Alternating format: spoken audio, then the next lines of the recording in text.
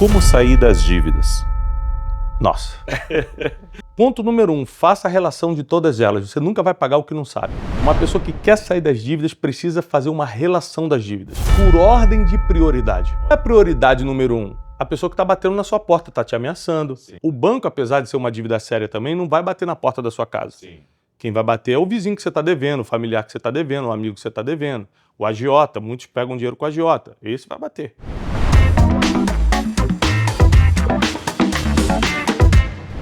Olá, gente querida, que Deus abençoe. Seja muito bem-vindo ao nosso podcast. Hoje eu estou com um convidado incrível, Thiago Brunet, um grande amigo, um homem extraordinário que tem ensinado princípios pelo Brasil e pelas nações. Eu quero compartilhar algumas coisas com ele e eu tenho certeza que as respostas dele vão dar direção, vão dar destino, vão abençoar a tua vida no nome de Jesus. Deus abençoe, Thiago Brunet. Que alegria estar aqui, obrigado pelo convite. Um prazer te receber aqui. Prazer meu. Thiago, quais as maiores dores que você testemunha frequentemente nas pessoas que buscam a sua ajuda? São muitas. Eu vou listar, posso listar 500, vou listar 5. Uma, abandono, número 1. O que mais a gente recebe de pedido de ajuda na internet, mulheres que foram abandonadas injustamente pelo marido, adolescentes ou crianças que foram abandonadas por um dos pais. Sim. Pessoas que tinham amigos ou tinham algum tipo de liderança e foram abandonadas, mandadas embora do trabalho. O abandono é frequentemente a reclamação mais constante que a gente tem. Isso mostra como o ser humano está despreparado para cobrir e proteger o outro. Porque geralmente quem abandona é quem deveria cuidar. Sim. O marido deveria cuidar da mulher, o pai deveria cuidar do seu filho. Um professor deveria proteger seu aluno, deveria orientar seu aluno. Então, o abandono geralmente é feito por pessoas que deveriam justamente fazer o contrário, cuidar de você, te orientar de alguma forma. Eu acho que a segunda reclamação mais constante é a traição. E traição é em todos os sentidos da palavra. Amigos que esfaquearam pelas costas, pessoas que eram próximas e caluniaram, traição familiar, conjugal. É muito constante a reclamação de traição e a deslealdade ela fere muito o ser humano a ponto de reduzir a alma, os sentimentos dessa pessoa a nada. A pessoa se sente um nada depois de ser traído, de ser enganado, de ser abandonado como o primeiro ponto. Sim. Então, abandono, traição. Em terceiro, a gente recebe muitas reclamações de confusão mental. Olha só. Pessoas que não sabem o que são, o que querem, para onde vão. Thiago, me ajuda a encontrar um caminho. Thiago, o que eu faço? Eu caso com esse fulano ou não? Ué, mas você que está namorando, como é que eu vou saber? Eu faço faculdade disso ou daquilo? Faço faculdade ou não faço? As pessoas têm muita confusão mental. Sim. E confusão mental rouba teu tempo. Com certeza. Porque você já deveria estar decidindo, você já deveria estar fazendo, mas a confusão mental está ali te enrolando o tempo todo. E muita gente que não passou pelo abandono, não passou pela traição, está passando pela confusão mental. A quarta coisa é a ignorância. Pessoas que fazem pergunta nada a ver com nada a ver. Ou seja, elas não sabem nem o que estão falando. Pessoas que fazem comentários e pedidos de ajuda até que não tem sentido. Sim. Então a gente vê que ela está fazendo aquilo na ignorância, não é por maldade. Por exemplo, muita gente me manda assim: oi, Thiago, tudo bem? Eu vejo que você é uma pessoa muito boa, me empresta 100 mil reais. Opa. Isso é uma ignorância, Sim. porque é claro que ninguém vai emprestar 100 mil reais para outro. Se nem amigo está emprestando, quanto mais uma pessoa na internet. Mas a pessoa faz isso não por maldade, mas por ignorância. Então a ignorância ela tem cegado o entendimento de muita gente e isso leva a outras consequências, como a pobreza. A pobreza pode ser fruto da ignorância, o descontentamento, a pessoa nunca está contente com nada, pode ser fruto da ignorância. E o quinto ponto, eu diria, sem dúvida alguma, é a falta de propósito. Atrapalha a família, atrapalha o ministério, atrapalha a empresa, as pessoas ficam preguiçosas, ficam procrastinadoras. Quando você não tem um propósito de vida bem definido, você simplesmente não sabe quem é e não sabe o que fazer e perde o gosto nas coisas. Então, fica fácil para a depressão te pegar, para o ataque de pânico te pegar, para a insônia te pegar, porque você não tem sentido de vida. Então, muitas pessoas reclamam de depressão, de pânico, de insônia para mim, e eu vejo que, na verdade, é só falta de propósito. Não é uma questão clínica ainda. Não é uma questão psiquiátrica ainda. Sim. É falta de propósito. É ali o início da doença ainda, dá para resolver com Não propósito. conhecer o que Deus tem para ela. Exatamente. Ou ela tem dúvida. Sim, Porque a falta de fé é algo terrível. É pior do que a ignorância. é verdade. Porque você sabe e ainda assim não segue. É É verdade. pior do que a ignorância. Então, porque Deus perdoa o tempo da ignorância, mas e a falta de fé? E uma das coisas, até não está aqui nas minhas perguntas, mas você tocou num ponto aí interessante. Eu tenho visto muitas pessoas descontentes com a vida. As pessoas não conseguem se saciar. Então nada é suficiente, Impressionante. sabe? Elas conseguem as coisas, conquistam, vencem, e parece que depois que elas chegam num determinado ponto, elas não conseguem se contentar, né? Até quando a gente olha lá para Filipenses, né, 4, que fala alegrai-vos no Senhor, outra vez os diga alegrai-vos, e isso tem feito as pessoas procurarem várias coisas para se preencher. O que tu diria para quem vive essa experiência? São 3 problemas que levam a isso. Falta de Deus, número 1. Ganância, número 2. Porque quando você não tem Deus, você sempre está com vazio. Quando você é ganancioso, você quer sempre mais. Você já tem, mas quer mais. E o terceiro ponto é algo que pode acontecer com qualquer um, que é a comparação. Que é quando você tá bem, mas começa a olhar para a vida do outro. Sim. E aí começa a falar, poxa, eu tô bem, mas não tão bem quanto ele. Então, comparação, ganância e falta de Deus, a falta da espiritualidade, a falta do contato. Não estou falando falta de religião. Estou falando falta de contato diário com Deus. De você ter um contato como filho com o Criador, com alguém que cuida de você. Então, quando você tem esse contato espiritual, você não é ganancioso, que é diferente de ambicioso. A ambição é você querer mais por um propósito. Ganância é um pecado que te faz querer acima de qualquer outro valor, você querer ganhar mais. Inclusive, se tiver que atropelar alguém, você atropela. Isso é ganância. Então, a ambição é necessária para os negócios, por exemplo, mas a ganância nunca. A ganância é um pecado. Então, falta de Deus, ganância e comparação. É o que leva as pessoas à falta de contentamento. E meu conselho quando alguém me procura sobre isso, não estou contente com nada, você está buscando a Deus? Porque Deus é o nosso tudo, é a nossa fonte de todas as coisas. Verdade. É a fonte de toda alegria. Segundo, será que você não está muito ganancioso? Você já tem, quer mais, quer mais, quer mais? Terceiro, será que você não está se comparando? Você não está olhando para a vida dos outros? A internet trouxe esse espírito de comparação muito forte. É verdade. Ou seja, eu sou um homem abençoado por Deus, tenho 4 filhos, tenho uma esposa maravilhosa, Deus me confiou, né, um chamado educacional. Sim. E não faz sentido olhar para o seu ministério profético e falar Sim. assim, poxa, mas eu não sou profeta. Mas eu não sou educador.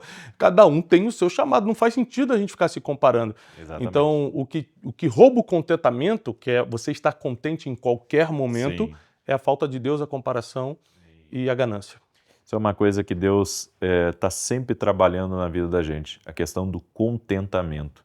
Como você disse, é manter o equilíbrio, né?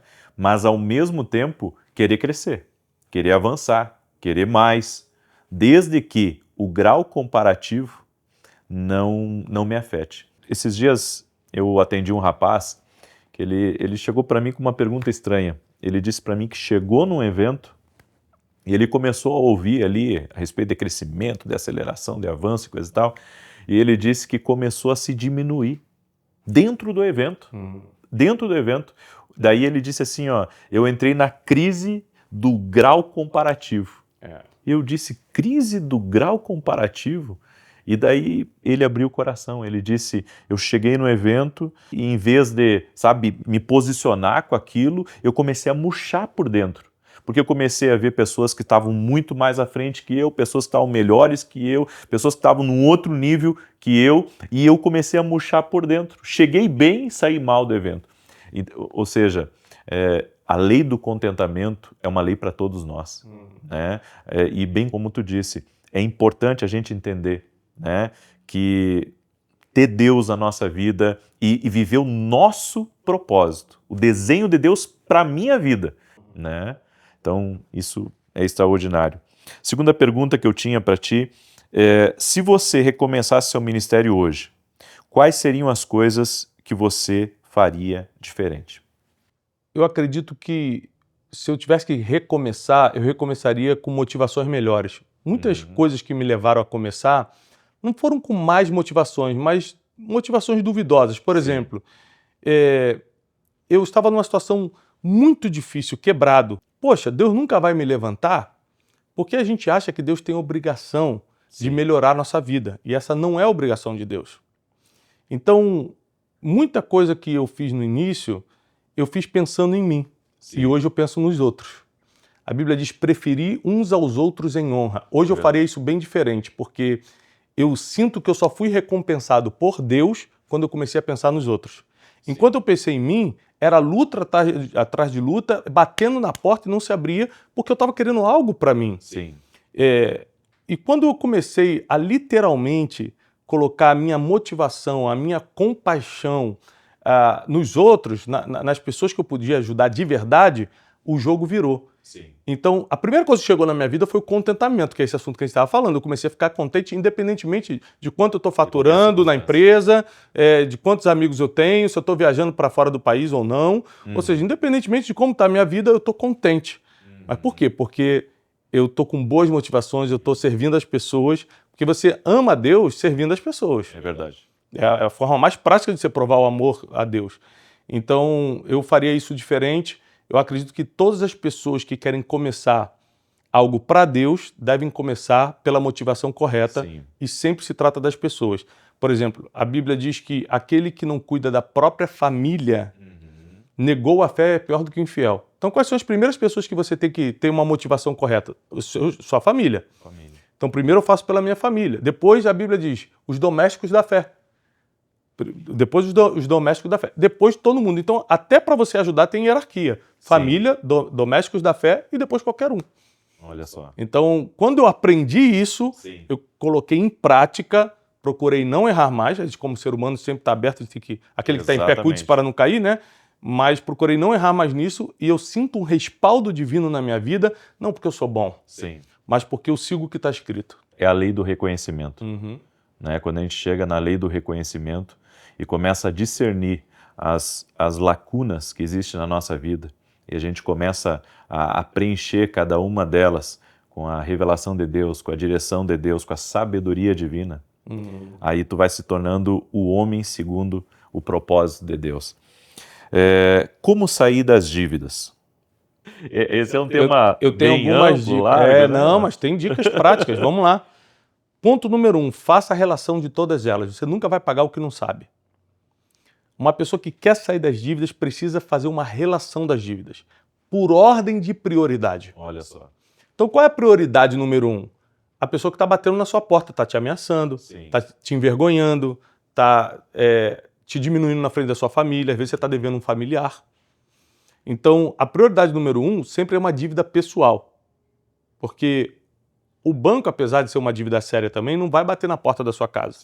Quem vai bater é o vizinho que você está devendo, o familiar que você está devendo, o amigo que você está devendo, o agiota, muitos pegam dinheiro com o agiota, esse vai bater. Então, faça uma lista das suas dívidas por ordem de prioridade. Segundo, negocie cada uma delas. A pior coisa que você pode fazer com uma dívida é fugir disso. Então, quando eu quebrei em 2014, um dos conselhos que me salvou foi um conselho do meu pai. Ele falou assim, atenda todo mundo e diga quando e como você pode pagar. Você não pode agora, não diga que pode. Fala, eu só posso daqui a 6 meses e em tantas vezes. E passando muita vergonha, muito aperto emocional, porque era difícil receber ligações de cobrança, eu ligava e negociava cada dívida. Então, a segunda coisa, depois de você fazer uma relação, é negociar cada uma delas. Terceiro e última dica, não gaste absolutamente com nada enquanto você não pagar suas dívidas, porque a dívida é a maior ladra de energia espiritual e emocional do ser humano, é a dívida. Rouba toda a tua energia. Então, não gaste com nada, não vá ao cinema enquanto você está devendo alguém. Isso é uma questão de honra, de caráter e de inteligência financeira. Olha só, tremendo. O que você pensa sobre o mundo espiritual? Acredita? Constantemente a gente percebe, não só pela fé que eu tenho, mas pelas estatísticas, que a gente caminha em 2 mundos. Hoje, uma das coisas que eu quero compartilhar nessa mensagem para empreendedores é você acreditando ou não, você caminha em 2 mundos. E não necessariamente o mundo vai afetar o outro. Às vezes sim, às vezes não. Então a gente pega, por exemplo, passagens de que a pessoa fazia tudo certo espiritualmente, mas naturalmente tudo dava errado para ela. E tem gente que faz tudo errado, tudo certo, perdão, faz tudo certo naturalmente e espiritualmente a vida não anda. É verdade. Então, pode existir correlação ou não. Então, não resta dúvida que existe um mundo espiritual, porque existem coisas que não se explicam naturalmente. A pessoa tem dificuldade para dormir, então faz exercício físico, não resolveu, então toma um remédio de tarja preta, não durmo. Então só pode ser espiritual, perturbação noturna. Sim. É um ataque. Então é lógico que existe um mundo espiritual, as pessoas estão perturbadas. Né? Muita depressão existe e é clínico, sim, mas também existe a depressão espiritual, que o inimigo colocou ali para deprimir a pessoa. É verdade. Pensamentos que geram a crise de ansiedade foram colocados pelo nosso inimigo. Então, o mundo espiritual ele é muito real e nós caminhamos constantemente em ambos os mundos. Por isso que quanto mais você entender tanto das coisas naturais, como vida financeira, emocional, familiar, quanto mais você entender da vida natural, melhor. E quanto mais entender da espiritual, mais seguro você estará. Porque muitos ataques na sua vida são espirituais, você vai tentar se defender com armas naturais e não vai conseguir. E a Bíblia diz que as armas das nossas milícias não são carnais. Então nós precisamos nos fortalecer, porque você acreditando ou não, os ataques espirituais existem. Então quando eu vou falar de mundo espiritual, eu sempre falo o seguinte, a Bíblia diz em Salmos que os anjos do Senhor acampam ao redor daqueles que o temem e os livra. Então quem não teme a Deus nunca vai entender o mundo espiritual e nunca vai ter a proteção espiritual que precisa. Então eu acredito muito no mundo espiritual, eu provo desse mundo espiritual. Tudo que eu faço, até empresarialmente, hoje o Instituto Destiny é uma referência em educação, a gente está começando a investir em educação para crianças, a gente investe em cursos e mentorias, mas em tudo que a gente faz, apesar de ser empresarial, é regado o coração, porque eu acredito que se não tiver uma guerra espiritual a nosso favor, a gente pode fazer tudo certo naturalmente e o mundo espiritual nos oprimir depois. Com certeza. Inclusive, as pessoas, elas demoram muito a perceber que o mal está agindo na vida delas. Isso. E quanto mais se demora para perceber, mais é o rastro de destruição. Ela procura ajuda no que ela conhece primeiro. Exato. Se eu conheço um psicólogo, eu procuro um psicólogo primeiro. Se eu conheço um gerente de banco, eu vou ver se eu pegar um dinheiro para viajar, se é isso que... Ele vai primeiro no que ele conhece. Como ele não conhece o mundo espiritual, ele não recorre. Então, nós sempre vamos recorrer àquilo que conhecemos. E aquilo que você conhece mais é o que você vai recorrer primeiro. E o que tu acha? Por que existe essa, eu posso dizer, ignorância em relação ao mundo espiritual? O que distanciou o homem tanto do espiritual? A carnalidade. A nossa carne grita todo dia. E a partir do momento que você dá vazão aos prazeres, você fica completamente insensível. A função do pecado é te insensibilizar. Além de te levar para o inferno, além de te afastar de Deus, ele vai te insensibilizar. Você não vai sentir mais nada. Você vai ver um escândalo e vai achar que é normal. Você passa por uma criança morta na rua e já normalizou na tua cabeça. Você fica insensível a tudo. Sim.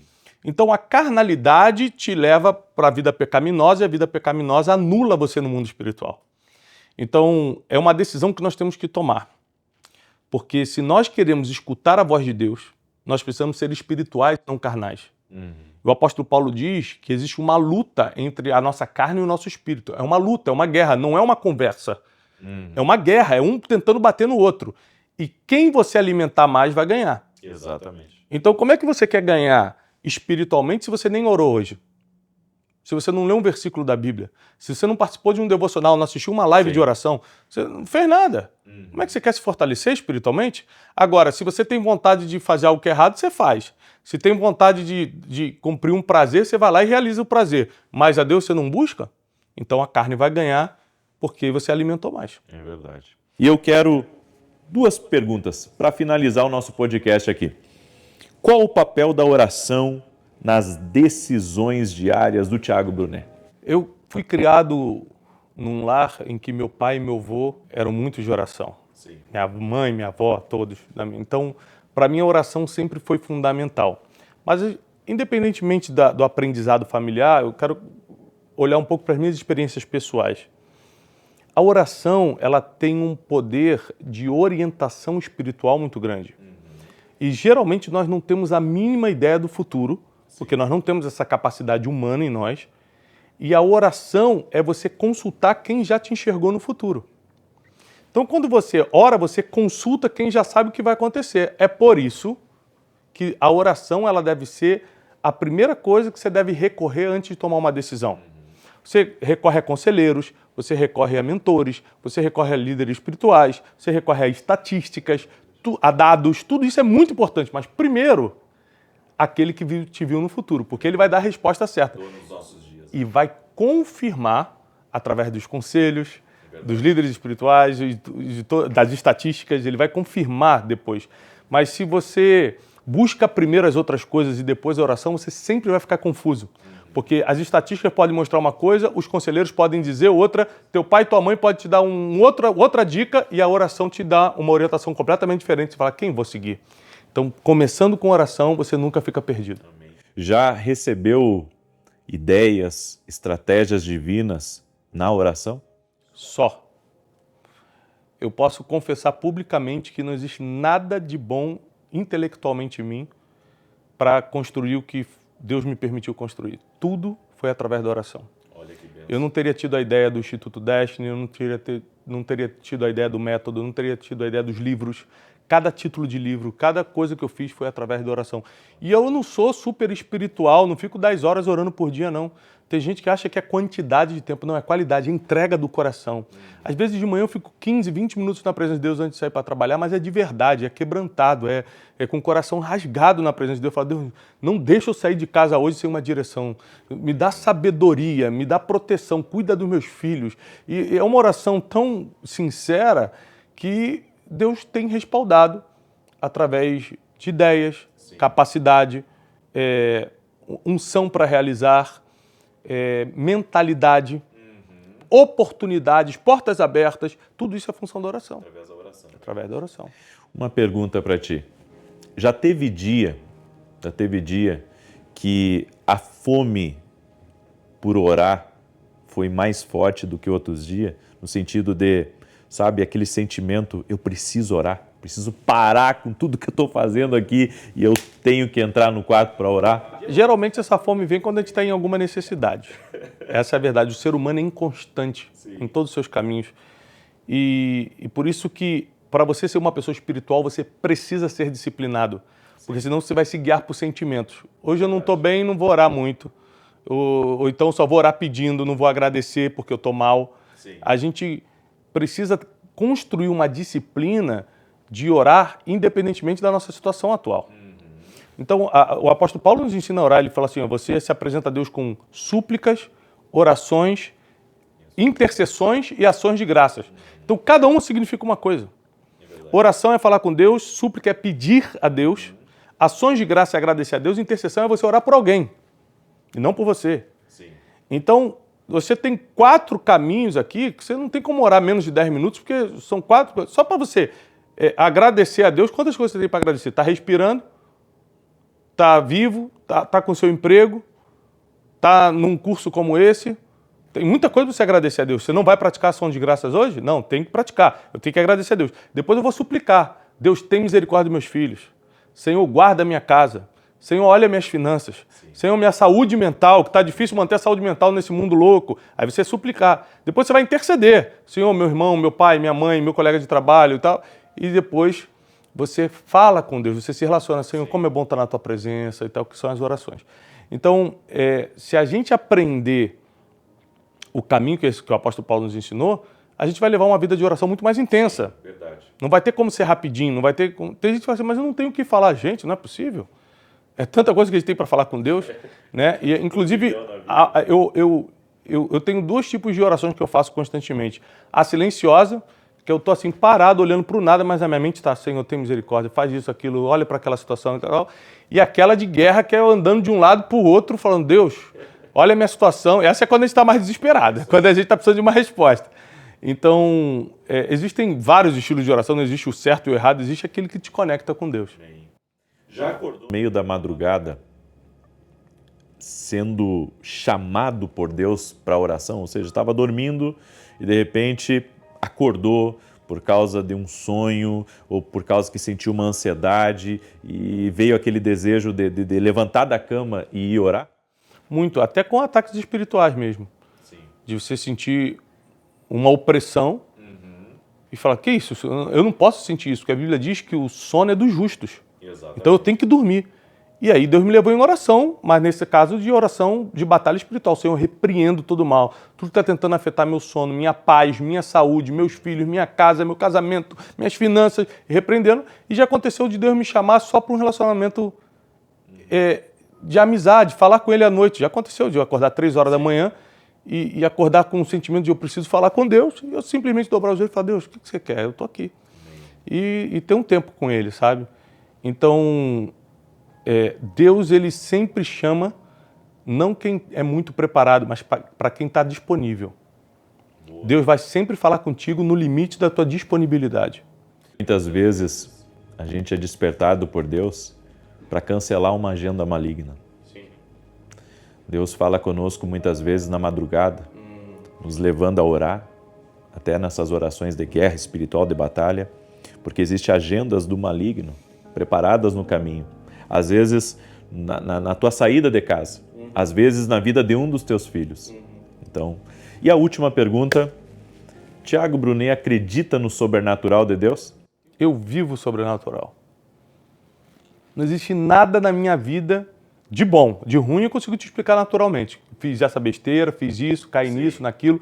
Agora, tudo que tem de bom na minha vida é sobrenatural, eu não consigo te explicar. Mas como se transformou num escritor nesse nível de tantos milhões de livros vendidos? Não sei te explicar. Eu tenho TDAH, até para escrever um livro é difícil. Eu não sei te explicar como eu terminei aquele livro e virou um best-seller. É Deus. Eu acredito no sobrenatural para tudo que eu faço. Eu ter casado, estar casado, ter 4 filhos, é Deus. Eu tenho um ministério que posso pregar e ensinar as pessoas, é Deus. Então, eu vivo o sobrenatural. Porque eu não tenho uma capacidade humana para realizar essas coisas. Eu reconheço Deus em todos os meus caminhos.